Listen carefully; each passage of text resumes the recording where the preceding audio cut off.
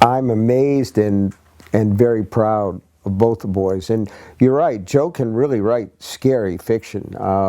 Nosferatu and the first book, Heart-Shaped Books, are really terrifying in some ways. And if he learned anything from the old man, he learned that the way to really scare people is to make readers care about the characters. The characters seem really real, so that when they get into trouble, when they get into a situation that scares them, it scares you. So, but Owen is a terrifically accomplished writer, and he's got a sense of humor that he gets from me and from his mother, and that shows up in the books. And he's very different from Joe, but he's also really, really good at what he does. He's a great storyteller. I think they get that from both sides of the family, because Tab's written 7 books, and she's got this terrific grasp of what it's like to live in Maine. I mean, we're both Maine people, and we both have some of that,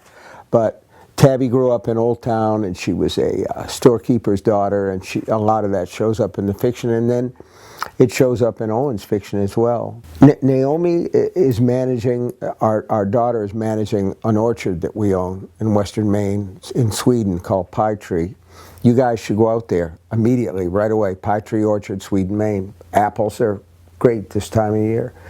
And she's doing a terrific job, and the place is a roaring success because she's brought in a lot of innovations. So we're terrifically proud of her, and she's also a good writer when she wants to. It's just not, she wasn't drawn the same way as the boys. And we never ever pushed them and said, this is what we do, therefore it's what we want you to do. And that always makes me nervous when parents say, well, you should be a lawyer, you should be a doctor, you should do this or the other thing.